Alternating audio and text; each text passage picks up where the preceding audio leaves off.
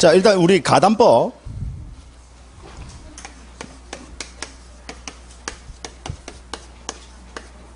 법의 취지가 뭐냐? 왜 굳이 이런 법을 만들었느냐?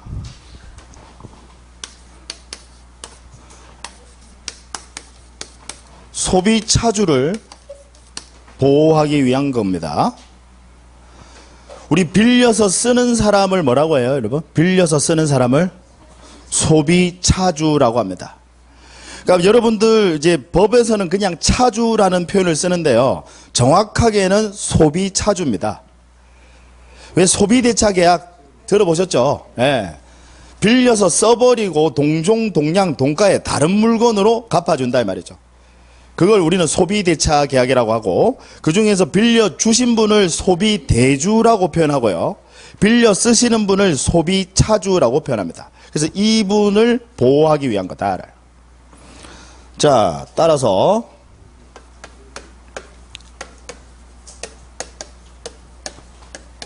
적용 범위. 우리 가담법에서는 적용 범위 중요합니다. 최근에는 얘만 그냥 독립해서 한 문제로 그냥 시험에 출제를 했었어요. 적용 범위.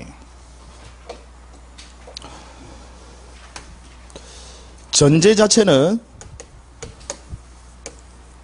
소비대차 계약을 전제로 합니다.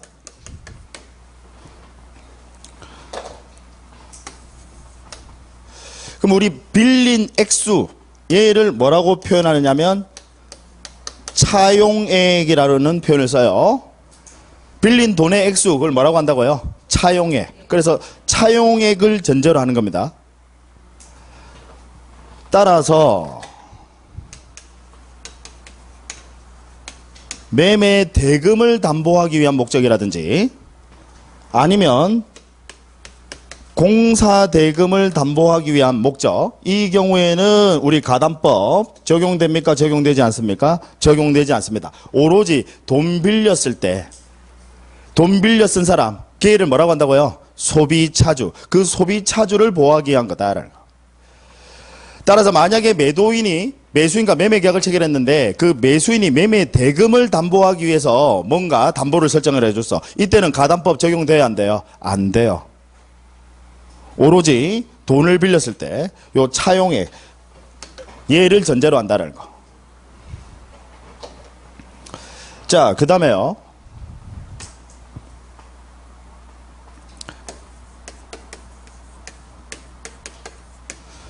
차용액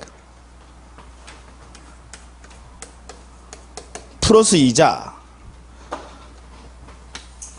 얘를 뭐라고 하냐면 피담보 채권이라고 합니다. 우리 빌린 돈과 이자, 얘를 합쳐서 뭐라고? 피담보 채권. 이 피담보 채권보다요, 목적물의 가액이 큰 경우를 전제로 가담법이 적용이 됩니다. 무슨 이야기냐면, 예를 들어서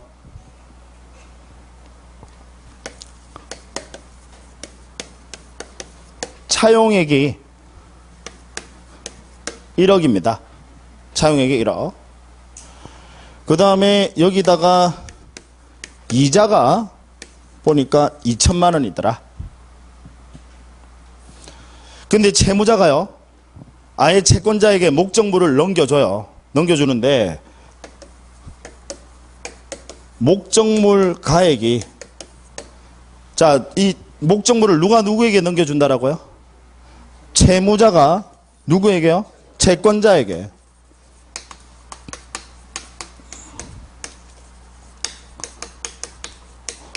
돈을 빌리면서 목적물 넘겨준다 이 말이에요. 자신의 부동산 넘겨준다라고.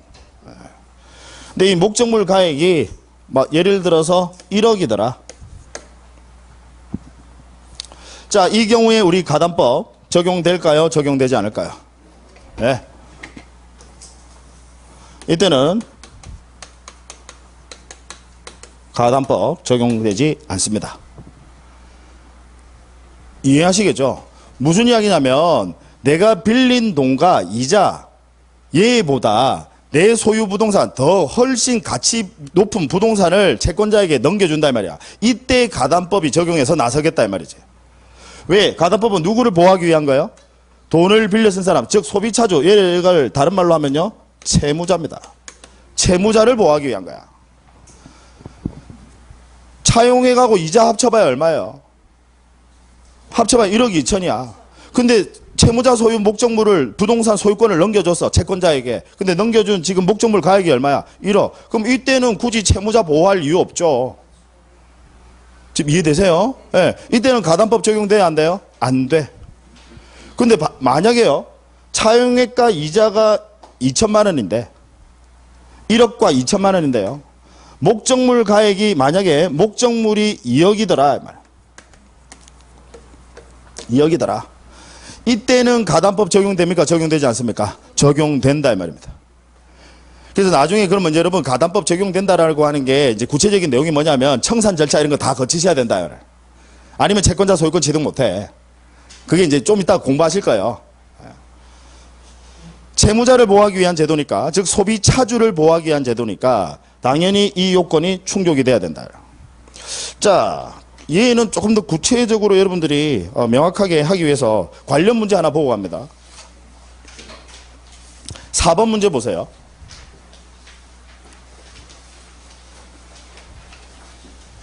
오늘 나눠드린 문제 4번요.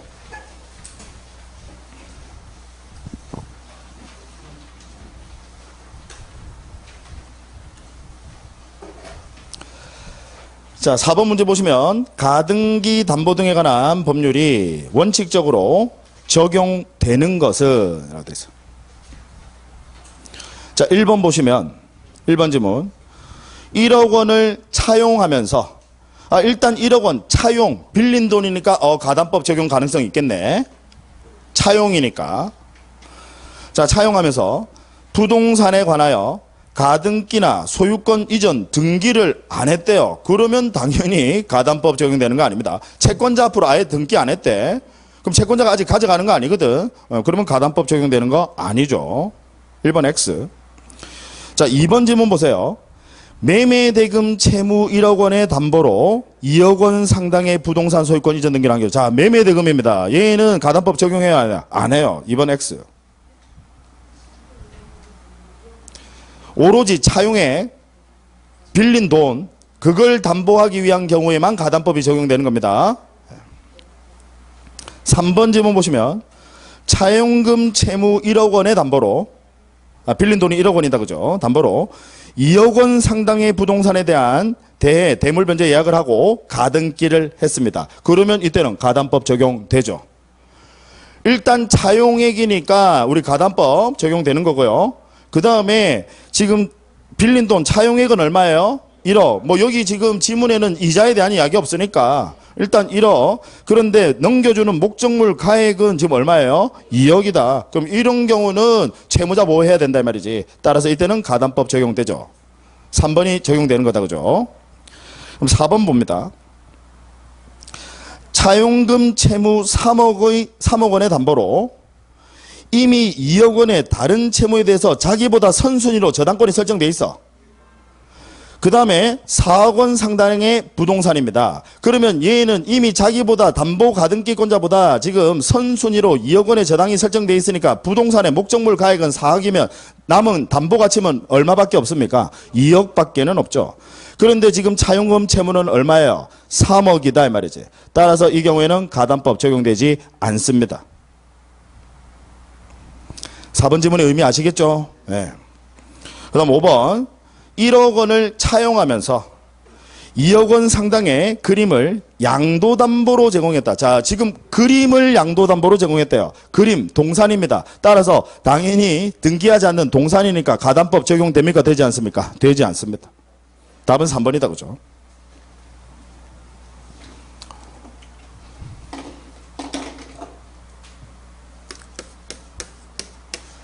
자, 가등기라는 게 있는데요. 이 가등기는 말 그대로 임시로 하는 등기를 말합니다. 가등기.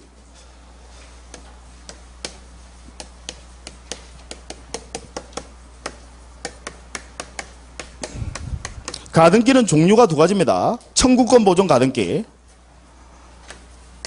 또 하나가 담보 목적의 가등기. 담보 가등기. 종류 몇 가지라고요? 두 가지입니다. 만약에 여러분들 시험에 그냥 아무 말 없이 가등기라고 나왔어요. 그러면 뭐를 전제로 이야기하는 겁니까? 청구권 보존 가등기를 전제로 이야기하는 겁니다.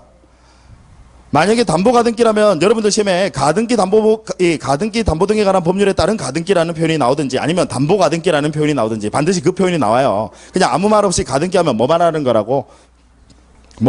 청구권 보존 가등기 이야기하는 겁니다. 이 청구권 보존 가등기가 어디서 배우는 거냐면 우리 부동산 등기법에서 배우는 가등기 이야기하는 겁니다. 그게 청구권 보존 가등기예요. 자, 예를 들어 볼게요.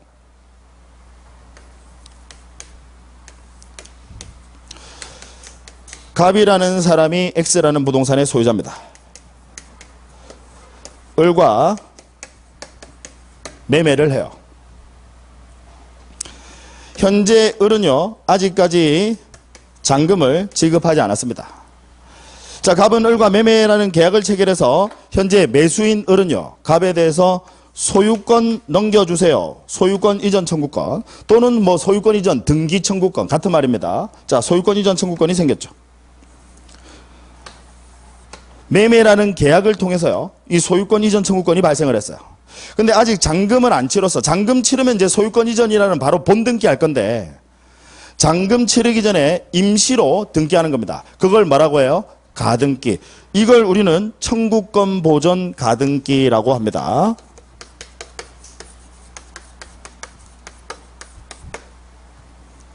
이 소유권 이전이라는 청구권을 보존하기 위한 가등기 한다. 을 명의로. 이걸 우리는 청구권 보존 가등기.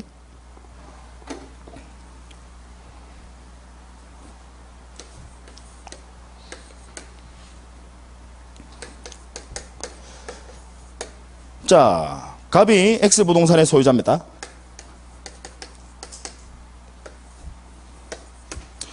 이번에는 을과요, 돈을 빌리는 계약을 해요. 돈을 빌리는 계약, 뭐라고요? 소비대차 계약. 자, 을이 돈을 빌려주는 사람입니다. 채권자. 그래서 얘를 소비대주라고 이렇게 표현하기도 합니다. 채권자. 그 다음 이 갑을 소비차주, 빌려 쓰는 사람. 얘가 채무자다. 그죠? 채무자인데, 돈을 빌려주면서요, 담보의 목적으로 얘 소유 부동산에다가 가등기를 합니다. 돈을 빌려주면서. 그러니까 항상 돈 빌려준 그 차용액이라는 게 나와야 돼.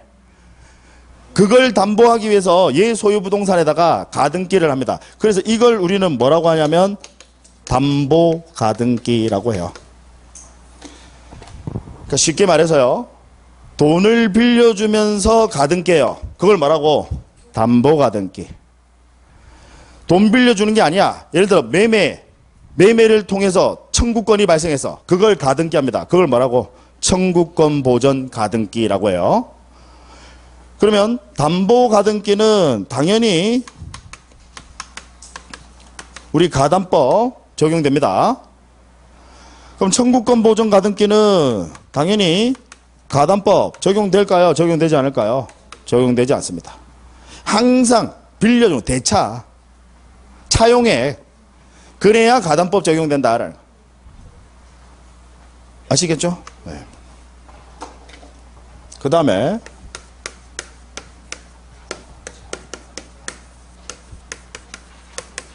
자, 양도담보.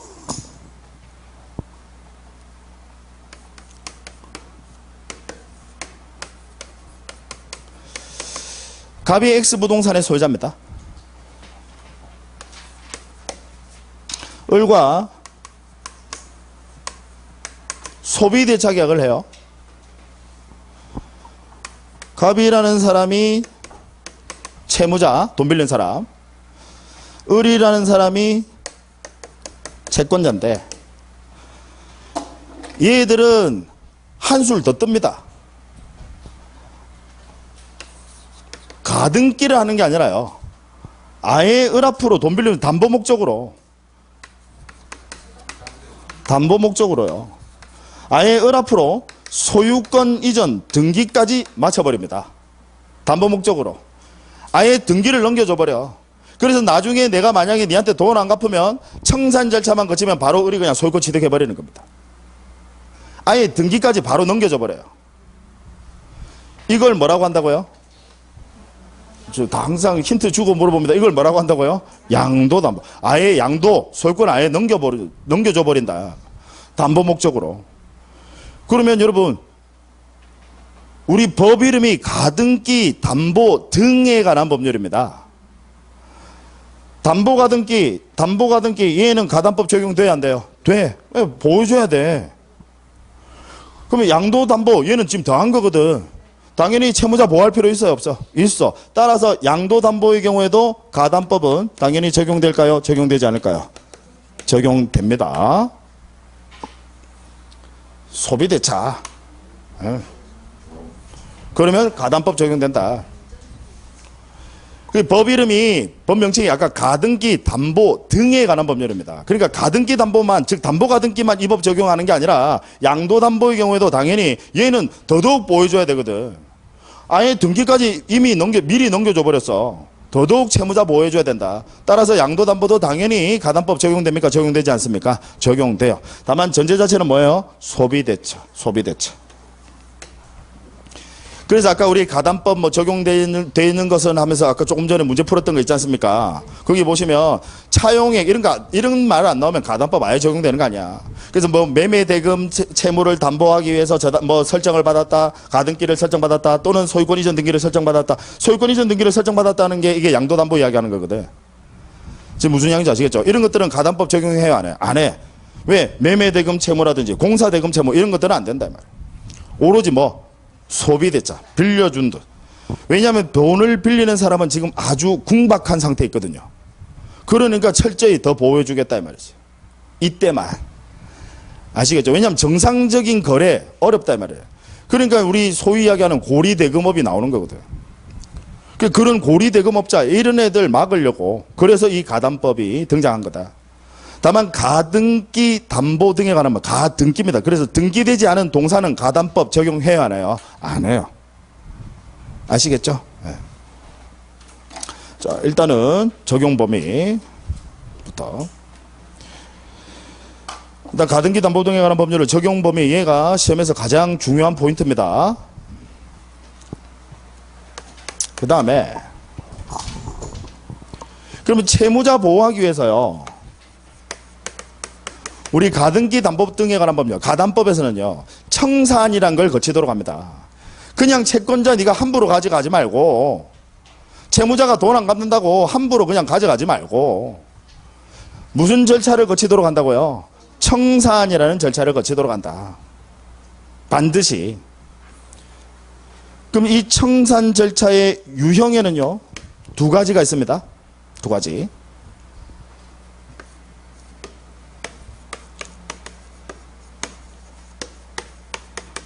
하나가 귀속청산,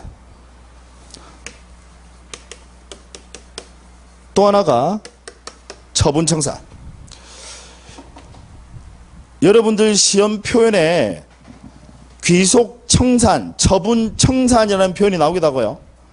귀속정산, 처분정산이라는 표현이 나오기도 해요. 같은 말입니다. 얘는 뭐 위에 점이 하나 빠진 거 아니야? 그거 아니에요. 정산이라고 표현하기도 하고요. 청산이라고 표현하기도 합니다. 자, 그 유형에는 몇 가지 있다고요? 두 가지가 있습니다. 그럼 귀속청산은 말 그대로 소유권 가져간다 이 말입니다. 누가요? 채권자, 채무자 중에서 누가요? 채권자가요.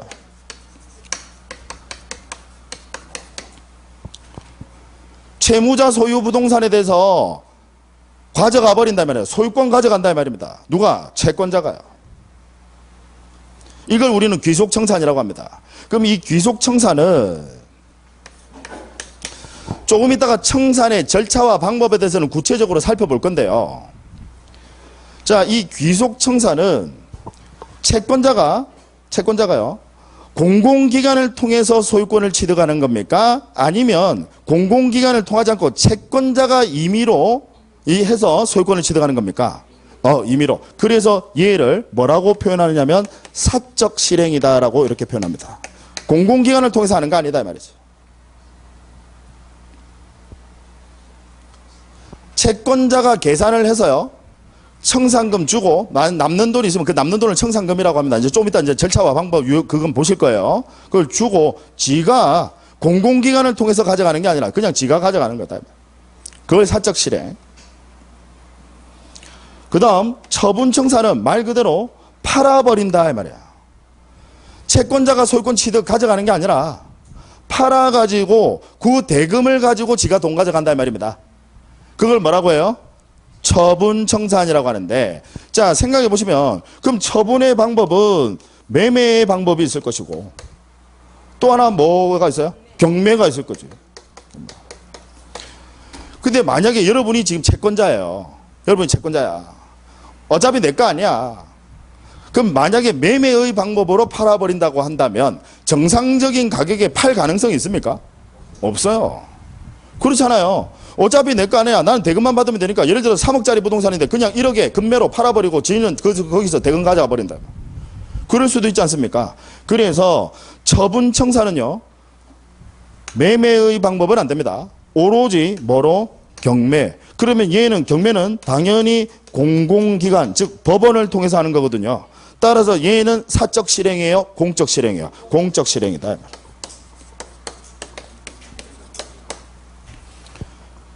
그래서 여러분들 시험에 이렇게 표현이 나옵니다. 자 들어보세요.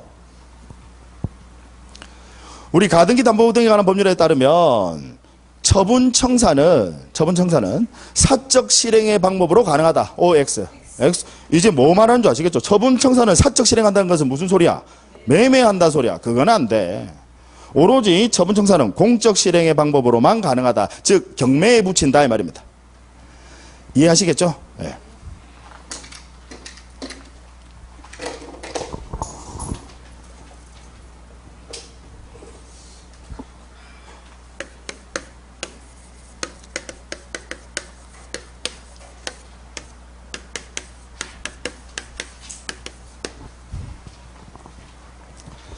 이거 보시기 전에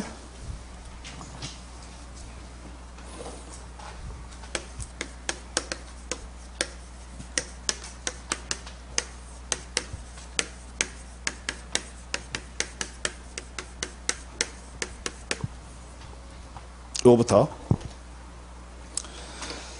자, 아까 제가 귀속청산은 채권자가 뭐 가져가는 거라고요? 소유권. 그걸 우리는 귀속청산이라고 합니다. 그럼 귀속청산에서 채권자가 소유권을 취득하기 위해서 우리 가담법에서는 규정을 둡니다. 네가 함부로 소유권 가져가지 마. 소유권 취득하기 위해서요. 우리 법에서 규정을 둔다라고. 자, 만약에요. 담보가등기. 이거부터 할까요? 담보가등기부터 하죠. 현재 돈을 빌려주면서 채권자가 담보가등기를 한 경우가 있을 것이고, 그 다음 돈을 빌려주면서 양도담보를 설정받은 경우도 있을 겁니다. 이제 양도담보하면 뭐 말하는 줄 아시겠죠? 돈 빌려주면서 아예 소유권 먼저 가져갔다 이 말이지. 등기 먼저 했다 이 말이에요. 자, 그럼 담보가등기를 통해서 채권자가 소유권을 귀속청산, 즉 이제 귀속청산 얘가 소유권 취득이에요. 처분청산은 채권자가 소유권 취득하는 거 아닙니다. 경매에 붙여서 그냥 팔아버리고 그냥 돈 가져가는 거야. 아시겠죠? 예. 그럼 소유권 취득이라는 말은 당연히 전제는 뭐를 전제로 하는 거다? 귀속청산을 전제로 하는 거야. 자, 그러면 채권자가 소유권을 취득하기 위해서는 반드시 뭐를 거쳐야 되느냐? 청산 절차 거치셔야 돼. 청산 절차 거치셔야 돼. 그 다음에 자, 청산 절차는 거쳤어요. 이제 청산 절차의 구체적인 내용은 또 좀 이따 설명드립니다. 그럼 청산 절차 거쳤어. 그러면 청산 절차만 끝이 나면 바로 소유권 취득한다? 아니죠. 현재 얘 본등기 했어요? 가등기 했어요? 가등기 했습니다. 아까 양도담보는 이미 본등기 한 거고 얘는 지금 가등기 한 거야.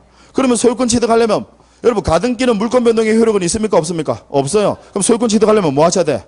네, 등기 본등기 하셔야 돼. 그래서 이때는 청산 절차 플러스 소유권 취득하려면 소유권 이전 등기, 즉 뭐 하셔야 된다는 거예요? 본등기까지 해야 채권자가 소유권 취득한다 이 말이죠. 청산 절차는 거치시고 그 다음 뭐까지 해야 소유권 취득한다고? 소유권 이전이라는 본등기까지 해야. 지금 현재 담보 가등기 돼 있는 상태니까 아직은 가등기일 뿐이야. 그럼 청산 절차는 반드시 거치셔야 되고 뭐까지 해야 소유권 취득하는 거예요? 본등기까지 해야. 그래야 소유권 취득한다. 그 다음 이미 양도담보는 이미 채권자에게 소유권 먼저 이전 등기한 겁니다. 따라서 얘는 당연히 소유권 취득하려면 필요 요건이 뭐냐면 청산 절차는 거치셔야 돼. 자, 그러면 얘는 청산 절차만 거치면 되지 이미 등기는 돼 있으니까 등기는 할 필요 있습니까 없습니까? 없어요. 그래서 얘는 양도담보의 경우에는 뭐만 거치시면 돼? 청산 절차만 거치시면 된다. 담보가등기는 청산 절차 거치고 그 다음 플러스 뭐도 하셔야 돼? 본등기 하셔야 소유권 취득하는 거고, 양도담보는 이미 등기는 돼 있으니까 뭐만 거치시면 돼요? 청산 절차만 거치시면 소유권 취득합니다.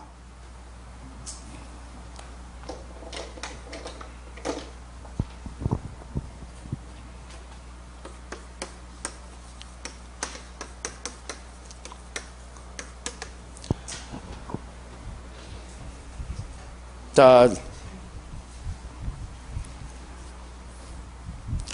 계속 잘 따라오시면 됩니다. 지금 여러분들이 이게 지금 구체적인 의미, 지금 청산 절차가 도대체 뭐야? 지금 그 의미 모르시니까, 그러니까 지금 힘든 거 다 제가 알아요. 근데 지금 제 강의를 지금 어떻게 하고 있느냐면 연역적으로 하고 있습니다.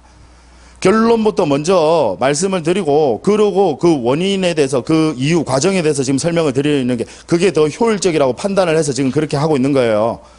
그러니까 계속 이어서 보시면 됩니다. 예. 자, 그럼 아까 청산 절차, 소유권 취득하려면 뭐 하셔야 된다고요? 청산 절차 거치셔야 되는데, 그러면 이 청산 절차가 뭐냐? 자, 채권자가요, 채무자에게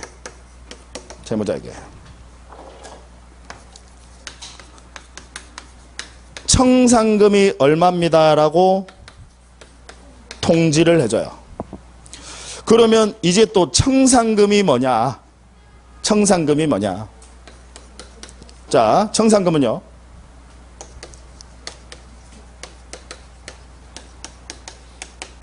목적물 가액에서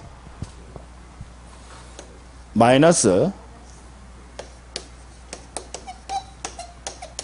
차용액 플러스 이자, 이게 청산금입니다. 여러분 아까 기억나시죠? 우리 가담법은요, 가담법이 적용되는 것은 뭐를 전제로 하느냐면 차용액 플러스 이자보다 목적물의 가액이 큰 것을 전제로 해요. 그러니까 청산금이라는 게 있는 거죠. 목적물 가액에서, 그럼 계산 한번 해보죠 여러분. 가령 목적물 가액이 1억입니다. 1억이에요. 차용액이 5천만 원입니다. 가령 이자가 1천만 원입니다. 그러면 청산금은 얼마일까? 계산되시죠? 4천만 원. 그게 청산금이야. 그래서 채권자가 채무자에게 이 사실을 알려줍니다. 내가 이제 소유권 가져갈 건데 지금 청산금이 4천만 원입니다 라고 이렇게 통지를 해준다고. 누가 누구에게? 채권자가 채무자에게. 자, 여기서 이제 이 부분 시험에 많이 출제를 합니다. 만약에 지금 이 채권자라는 사람이 담보가등기권자 또는 양도담보권자입니다. 근데 얘보다 선순위의 저당권이 있더라 이 말이죠. 지금 무슨 이야기인지 아시겠죠? 내가 담보가등기를 했는데 내 담보가등기보다 더 선순위로 저당권이 설정되어 있더라 이 말이지. 가령 이 저당권 금액이 3천만 원이더라. 자, 그러면 얘는, 자, 아까 우리 차용외과 이자, 얘를 합쳐서 뭐라고 표현한다고 했죠? 차용외과 이자? 저기 안 나오나? 뭐? 피담보채권. 차용외과 이자, 얘를 피담보채권이라고 합니다. 그러면 지금 선순위 저당권, 얘는 이 피담보채권, 즉, 여기서 공제해야 될 금액에 포함시킬까? 제외를 시킬까? 지금 이 청산금 금액 계산할 때, 잘 생각해 보세요. 여러분, 청산금 통지를 하고 이제 나중에 청산금을 주거든요. 누가 누구에게 줘요? 채권자가 채무자에게 줍니다. 그러면 채무자는 이미 부도나신 분이야. 이미 망했단 말이야. 그러면 이 채무자가 그 돈 받아가지고 자기보다 선순위 담보권자한테 돈 줄 가능성 있습니까? 없습니까? 없어요. 이미 부도난 사람이야. 그러니까 얘는 청산금 통지할 때 당연히 여기에 포함시켜야 될까요? 제외시켜야 될까요? 포함시켜야지. 이거 포함 안 시키면, 예를 들어서 포함 안 시키면요, 청산금이 얼마가 돼? 4천만 원이 돼. 그러면 4천만 원을 누구한테 주는 거야? 채권자가 나중에 채무자에게 주는 거라고. 그럼 채무자 손에 딱 들어가는 순간 이미 부도난 사람이야. 그럼 자기보다 선순위 저당권자에게 돈 줄 가능성 있어요? 없어? 없어. 그러면 얘는 불측의 손해가 발생한다 이 말이지. 그러니까 우리 가담법에서는 당연히 선순위 저당권의 금액도 이 공제해야 될 피담보채권 금액에 포함시킨다는 거. 그러니까 얘도 당연히 선순위 저당권, 얘도 피담보채권에게 포함시킨다는 거. 그래서 이것까지 같이 공제해야 된다 이 말이지. 그러면 청산금이 얼마가 되는 거예요? 1,000만 원. 그러면 채권자는 채무자에게 얼마만 주면 되는 거야? 1,000만 원만 주시면 돼. 채권자는 채무자에게 1,000만 원만 주시면 돼. 그러면 이 저당권자한테 돈은 이제 누가 갚으셔야 돼? 그 채권자가 갚으셔야 돼. 법의 취지 아시겠죠? 자, 다시요. 어차피 담보가등기권자나 양도담보권자, 얘도 채권자야. 얘도 채권자. 그러면 지금 목적물 가액이 큰 걸 지금 내가 넘겨받게 된 거야. 내가 빌려준 돈보다 큰 걸 지금 넘겨받게 됐어. 그러면 당연히 청산금이라는 걸 주셔야 된다는 거야. 그럼 이 목적물의 가액, 아까 목적물의 가액 이런 것들 감정평가를 해요. 그럼 목적물 가액이 나올 거 아니에요. 그럼 목적물 가액 나오면 내가 빌려준 돈, 차용액, 이자 이게 피담보채권이야.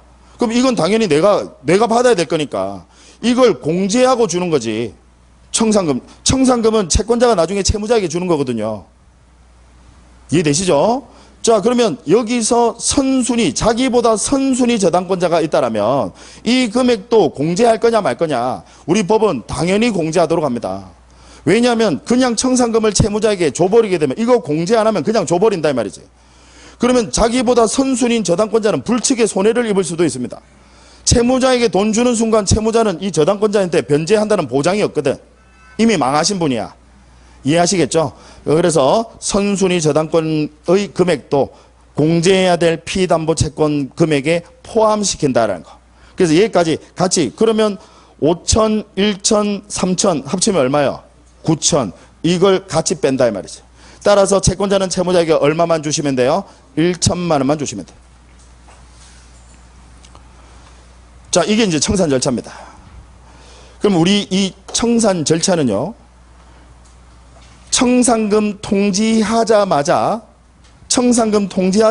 바로 채권자가 채무자에게 청산금을 지급하느냐, 아니면 청산금 통지를 하고 일정 시간이 지나면 청산금을 지급하느냐, 그게 또 문제가 되겠죠.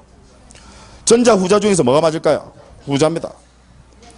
왜 법에서 그렇게 규정을 두고 있냐면 청산금 통지를 하게 되면요, 일단 청산금 통지를 하게 되면 채권자는요, 자, 이 부분도 시험에 잘 나옵니다. 이 청산금 통지, 이거 지금 누가 한 거죠?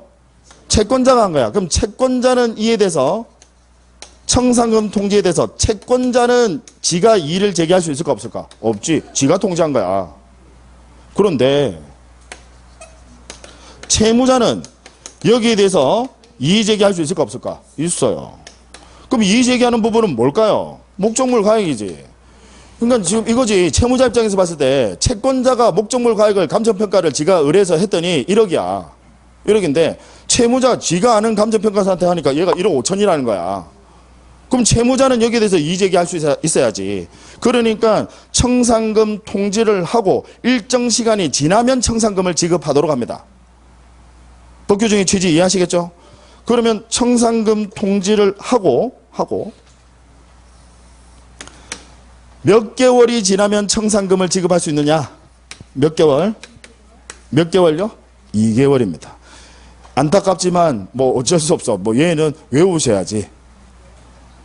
몇 개월이라고요? 이게 3개월로 바꿔서 틀린 지문으로 내기도 해요. 뭐 굳이 이렇게까지는 잘 안 하는데 가끔씩 그런 경우도 있더라고요. 그러니까 어쨌든 자, 몇 개월이 지나야 청산금을 지급할 수 있다고요? 2개월. 2개월. 자, 그러면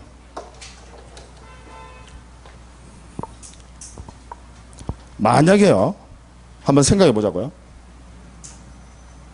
양도담보의 경우에 잠깐 여기 집중하세요, 여러분. 설명 들으셔야 돼. 양도담보의 경우에 청산 절차를 이제 제가 한번 물어볼게요. 여러분들이 답을 해보세요.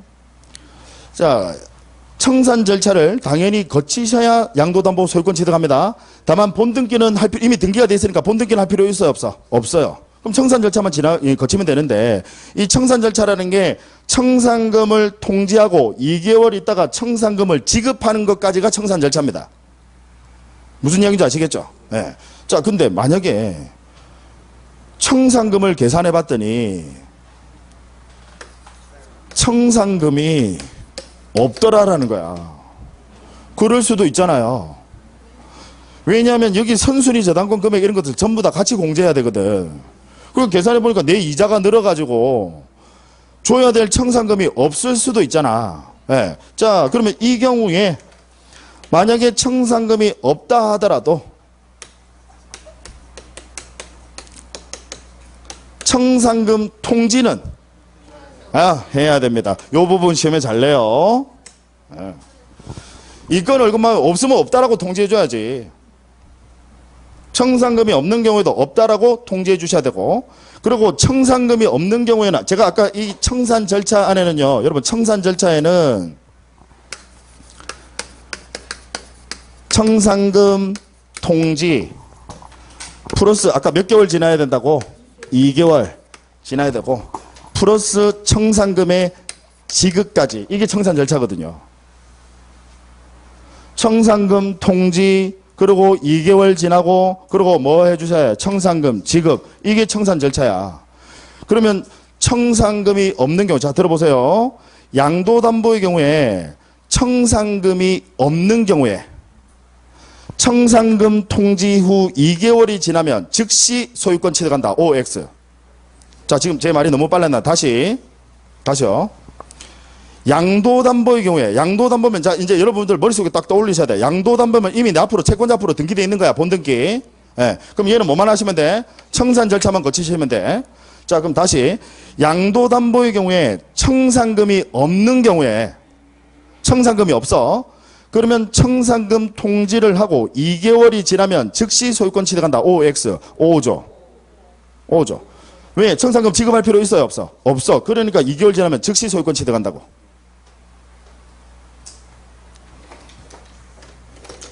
잠깐만 교재 통해서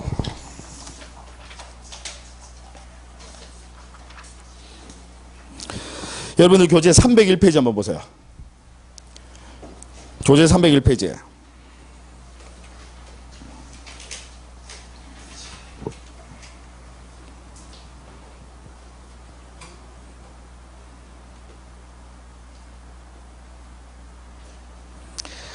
자, 거기 301페이지 보시면 제4조 청산금의 지급과 소유권 취득이라고 돼 있죠. 거기 보시면 2항을 한번 보세요. 제4조 제2항 동그라미 2 돼 있는 거요. 찾으셨나요? 자, 채권자는 담보 목적 부동산에 관하여 이미 소유권 이전 등기를 마친 경우, 자, 그럼 얘는 이미 소유권 이전 등기를 마쳤으니까 담보가 등기입니까? 양도담보입니까? 양도담보. 그래서 친절하게 제가 양도담보를 의미한다라고 거기 해설까지 달아줬어요. 양도담보 의미하는 겁니다. 자, 이미 등기를 마친 경우에는 청산기간이 지난 후 청산금을, 그럼 청산기간이 지난 후라고 돼서 아까 청산기간은 몇 개월? 2개월, 2개월. 자, 청산기간이 지난 후 청산금을 채무자 등에게 지급한 때에 담보목적 부동산의 소유권을 취득을 한다. 뭐까지 해야 소유권 취득한다고요? 청산금 지급. 여기까지가 청산 절차거든. 그런데 만약에, 그러면 여러분 반대 해석하면 만약에 청산금이 없어. 자, 다시 일로 옵니다.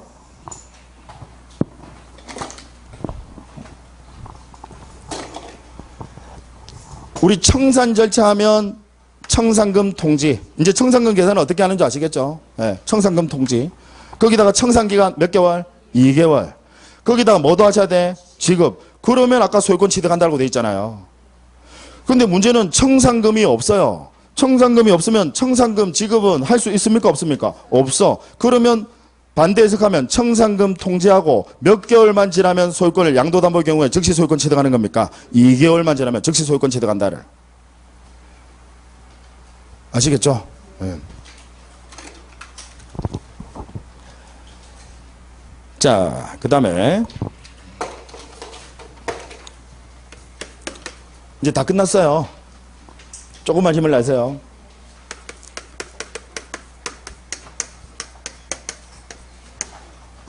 자, 과실의 귀속입니다.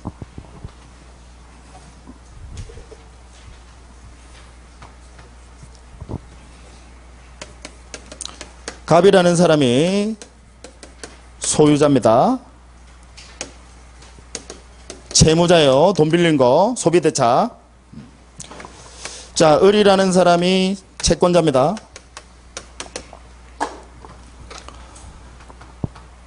만약에 을 앞으로 X라는 부동산에 대해서, 목적 부동산에 대해서 소유권 이전에 대해서 가등기를 내뒀어요. 그걸 우리는 담보가등기라고 합니다. 지금 제가 전제자체는 소비대차를 전제로 하면서 돈 빌린 거예요. 누가 누구에게 빌린 거예요? 갑이 을에게. 그럼 만약에 을 앞으로 가등기를 해뒀어. 그러면 담보가등기. 근데 을 앞으로 소유권 이전에 본등기를 했어. 그러면 그걸 뭐라고 해요? 양도담보라고 합니다. 양도담보. 귀속청산. 아까 소유권 취득. 소유권 취득. 반드시 뭐 거치셔야 돼? 뭐 거치셔야 돼? 둘 다 뭐 거치셔야 돼요? 청산 절차. 다만 담보가등기의 경우에는 소유권 취득하려면 청산 절차 거치시고 뭐까지 하셔야 돼? 본등기까지 하셔야 되고. 양도담보는 뭐만 거치시면 돼요? 청산 절차만 거치시면 돼. 그럼 청산 절차의 구체적인 내용이 뭐냐? 청산금 통지하고, 이제 청산금 계산은 아시겠죠? 청산금 통지하고, 청산기간 지나야 돼. 몇 개월? 2개월. 지나고 뭐 주셔야 돼? 청산금까지 지급해 주셔야 돼. 다만 청산금이 없는 경우에는 굳이 지급할 필요 있습니까? 없습니까? 없죠. 이걸 우리는 청산 절차라고 해요. 당연히 청산 절차는 거치셔야 됩니다. 그러면 청산 절차를 거치기 전까지는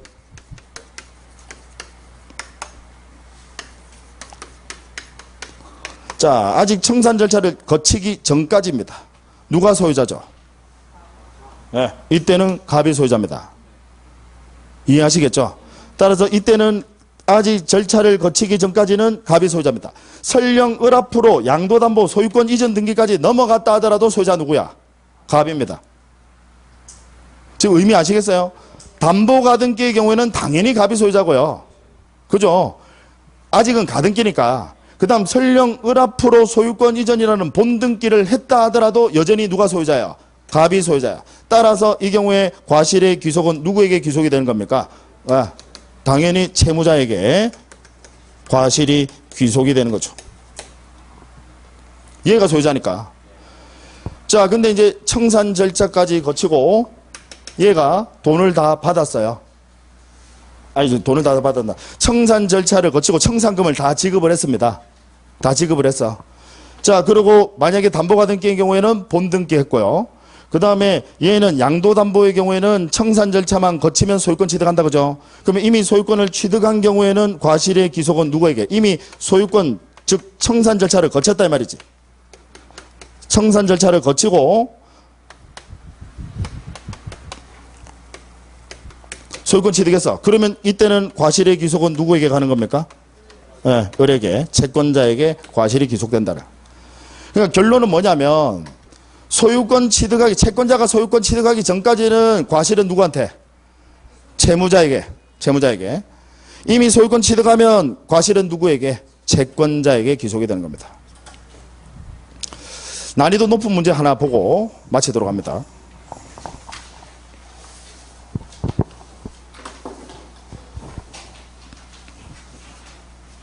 5번 문제입니다.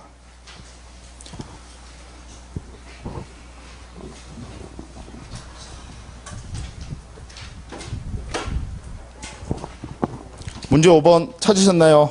네. 자, 가등기 담보 등에 관한 설명으로 옳은 것은 1번 공사대금 채무를 담보하기 위한 가등기에도 가등기 담보 등에 관한 법률이 적용된다. X. 오로지 소비대차 차용액 나와야 돼요. 네. 1번 X. 2번 지문 보세요. 청산금을 지급할 필요 없이, 상당히 난이도 높은 지문입니다. 청산금을 지급할 필요 없이 청산 절차가 종료한 경우, 즉 남는 돈 없더라 이 말이지. 목적물 가액에서 피담보채권 공제하고 나니까 남는 돈 없더라 이 말이에요. 자, 종료한 경우 그때부터 담보 목적물의 과실 수취권은, 그럼 지금 청산금 지금 남는 돈 없어. 그러면 이제는 과실 수취권은 누구에게? 청산금 이제 지급할 필요 없잖아요. 그럼 이미 청산 절차가 종료된 거다 이 말이지. 그러면 이제는 과실의 귀속은 누구에게 귀속이 되는 겁니까? 채권자에게 귀속된다. 2번이 옳은 지문이죠. 3번 지문 보세요. 3번. 가등기 담보의 채무자는 귀속 청산과 처분 청산 중 하나를 선택할 수 있다. 속기 딱 쉬워요. 뭐가 틀렸죠? 아까 청산의 유형, 귀속 청산과 처분 청산이 있는데 그거 누가 하는 거야? 채권자가 하는 겁니다. 3번 뭐가 틀렸는지 아시겠습니까? 채무자가 아니라 뭐라고 나와야 돼요? 채권자라고 나와야 돼요. 채무자 지가 선택하는 게 아니라 채권자가 선택하는 겁니다. 그 다음에 4번 질문 보시면 가등기 담보의 채무자의 채무 변제와 가등기 말소는 동시이행 관계에 있다라고 되어 있는데 X입니다.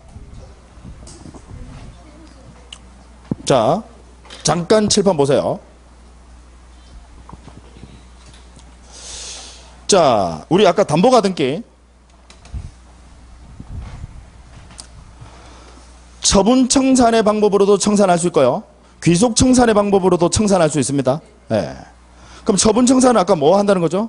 경매. 우리 가담법에서 규정을 둡니다. 뭐라고 규정을 두고 있느냐면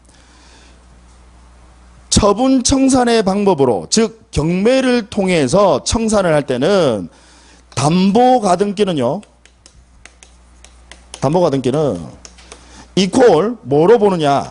저당권으로 본다라고 규정을 둡니다. 즉 경매 절차가 들어가게 되면 담보 가등기는 뭐로 본다라고요? 저당권으로 봅니다. 저당권과 그냥 동일한 효력이 있다라고 돼 있어. 법에서요. 처분 청산을 할 때 처분 청산이라는 게 뭐예요? 경매에 들어가면 그냥 담보 가등기는 이퀄 저당권으로 봐. 그러면 저당권은요. 경매 절차가 진행이 되면 소멸합니까? 소멸하지 않습니까? 소멸합니다. 우리 지난 시간에 했었어요. 예. 저당권 여러분 기억나시죠? 우리 저당권 소멸하는 권리, 경매 절차가 진행이 되면 무조건 소멸하는 권리 뭐 있어요? 저당권, 담보 가등기 했잖아. 담보 가등기. 그다음 가압류, 압류 무조건 소멸해. 따라서 낙찰자가 인수하는 경우 있습니까? 없습니까? 없어요. 오해하시면 안 돼요. 담보 가등기, 저당권 얘들이 소멸한다고 해서 채권이 소멸하는 거 아닙니다. 무슨 이야기냐면 배당을 다 받건 못 받건 간에 예를 들어서 저당권부 채권자가 있어. 내 저당권 채권 금액이 1억이야. 근데 경매 절차가 진행이 됐어. 5천만 원만 받았어요. 그러면 저당권은 소멸해요? 소멸하지 않아요? 소멸. 경매 절차 진행이 되면 무조건 소멸. 소멸한다는 것은 낙찰자가 인수해요? 안 해? 안 해. 소멸. 다만 5천만 원만 받았어요. 그러면 나머지 5천만 원의 채권이 남아있다 그죠? 채권은 소멸해요, 안 해요? 안 해요. 부종성의 의미를 오해하시면 안 됩니다. 채권이 소멸하면 저당권도 소멸하는 거지, 저당권이 소멸한다고 채권 소멸하는 거 아니다. 그래서 다른 재산에 대해서 얼마든지 집행할 수는 있습니다. 다만 어쨌든 저당권과 담보가등기는 소멸합니까? 소멸하지 않습니까? 소멸해요.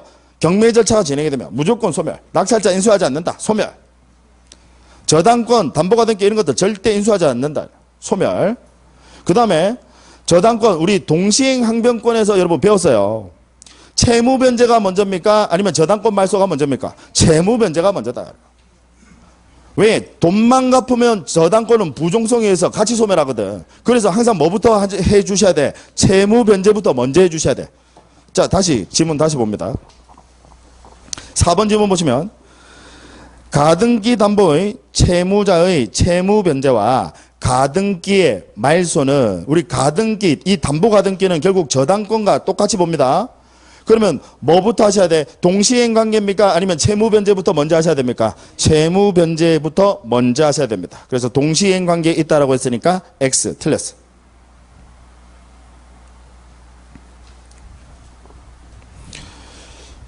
그러면 제가 다른 데서 이제 수업을 하니까 어떤 학생분이 수업 끝나고 질문하시더라고. 뭐를 질문하시냐면, 그럼 저당권하고 담보가등기하고 같은 거잖아요.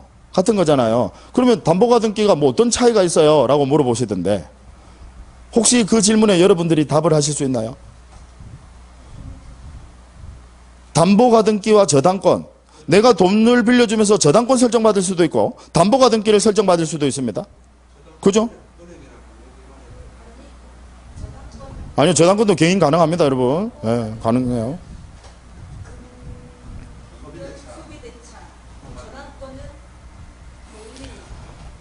네. 자, 어느 게 더 강력해요? 담보가등기, 저당권. 완전히 똑같습니까? 어느 게 더 강력하죠? 담보가등기가 더 강력합니다. 일단 느낌적으로는 오죠. 담보가등기가 더 강력해 보이죠. 자, 네. 더 이야기하면 여러분들 부끄러울 수도 있습니다. 그러니까 제가 이제 빨리 답을 할게요. 네. 담보가등기가 당연히 훨씬 강력합니다. 여러분, 경매가 들어가게 되면 똑같아. 즉 무슨 얘기냐? 처분청산의 방법으로 가면 저당권이랑 차이 나는 게 없어. 담보가등기나 저당권이나 똑같아. 처분청산으로 가면. 다만 저당권자는 귀속청산이라는 제도가 있습니까? 없습니까? 없어요. 저당권자 지가 그냥 통지하고 소유권 가져가는 그런 제도가 있습니까? 없어요. 그런데 우리 담보가등기는 귀속청산의 방법도 선택할 수 있습니까? 없습니까? 있어요. 아까 누가 선택한다고? 채권자가요. 그래서 채권자는 귀속청산의 방법으로 청산할 수도 있습니다. 근데 저당권은 귀속청산 이런 게 있어요? 없어요? 없어. 저당권은 무조건 처분청산으로 가셔야 돼. 이해하시겠습니까? 네, 그 점에서 담보가등기가 또 유리한 측면, 강력한 측면은 있습니다. 얘는 선택할 수 있으니까. 지가 아예 소유권 가져갈 수도 있다 이 말이지. 자, 마지막 5번 질문요. 5번 질문 이제 끝이에요. 뭐 여러분들 달래가면서 하려고 하니까. 자, 5번 담보가등기 후의 저당권자. 선순위가 아니라 담보가등기보다 더 후순위에 저당권자가 있다면, 저당권자는 청산기간 내라도 저당권의 피담보채권의 도래 전에는, 저당권의 피담보채권 도래 전에는 담보목적 부동산의 경매를 청구할 수 없다라고 되어 있습니다. 네, 일단 X예요. 자,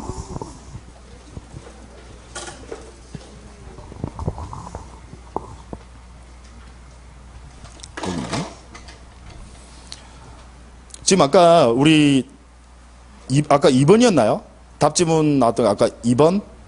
2번이 답지문이었어요? 그 2번 하고요. 지금 이 5번 지문은 아주 난이도 높은 지문입니다.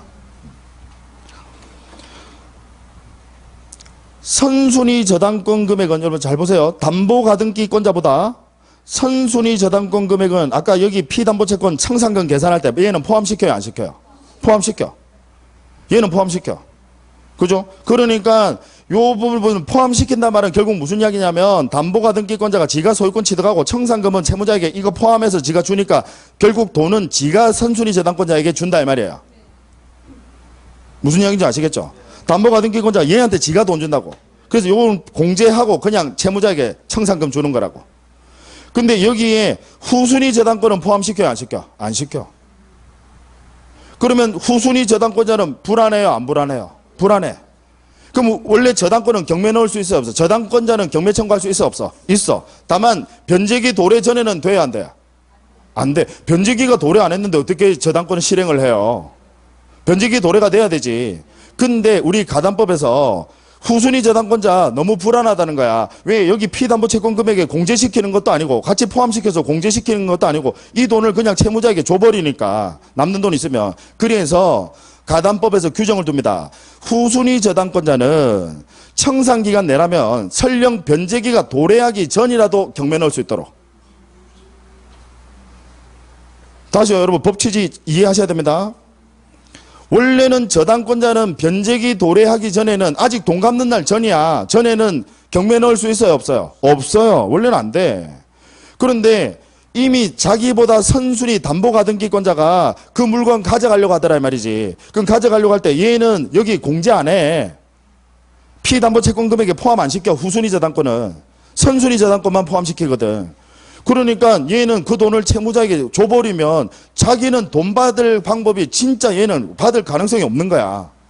지금 무슨 이야기인지 아시겠죠? 그러니까 얘 불안해요 안 불안해요? 불안해. 그러니까 얘는 후순위 저당권자는 설령 변제기가 도래되기 전이라 하더라도 경매 청구할 수 있다 없다? 있다라고 법에서 규정을 둔다 이 말이야. 변제기 도래 전이라도. 자 그러면 5번 지문 다시. 5번 지문이 옳은 지문이 되려면요. 잘 보세요. 담보가등기 후의 저당권자는 이제 얘는 이제 틀린 지문으로 만들기 위해서 조사도 다 바꿨어요. 서술로만 바꾼 게 아니라 담보가등기 후의 저당권자는 청산기간 내라면 그럼 청산기간 내라는 것은 이제 무슨 이야기야? 이제 곧 담보가등기권자가 부동산 소유권 가져가 버린다 이 말이지. 청산기간이 아까 뭔지 아시죠? 청산기간이 뭐예요? 2개월. 청산금 통지하고 2개월. 그 기간 내라면 저당권의 피담보 채권의 도래하기 전이라도 담보 목적 부동산의 경매를 청구할 수 있다라고 하셔야 옳은 지문이 된다고. 후순위 저당권자는 불안하니까 변제기 전에 경매 청구할 수 있도록 가담법에서 허용해 주겠다 이 말이지. 되셨나요? 예. 자, 여기까지 하도록 하겠습니다. 아마 지금 민사특별법 오늘 보셔서 오늘 지금 처음 오신 분들은 되게 놀라셨을 것 같아요. 이 민사특별법은 앞의 내용들을 거의 다 안다는 전제하에서 들어가는 이 내용이다 보니까 상당히 여러분들이 어려운 난이도 높은 내용입니다. 민법에서 각각 한 문제씩 지금 출제가 됩니다. 예, 여러분들 그러고 중개실무에서도 나오기도 해요. 특히 부동산 실명법이랑 집합건물법은 중개실무에서 여러분들 많이 출제를 합니다. 그러니까 절대 무시하지 마시고요. 철저하게 복습해 주시기를 당부 말씀드리겠습니다. 우리 다음 시간부터는 이제 민법 총칙 앞부분부터 순서대로 해서 8회 과정을 통해서 요약 과정 들어가도록 하겠습니다. 자, 고생 많으셨습니다. 수고하셨습니다.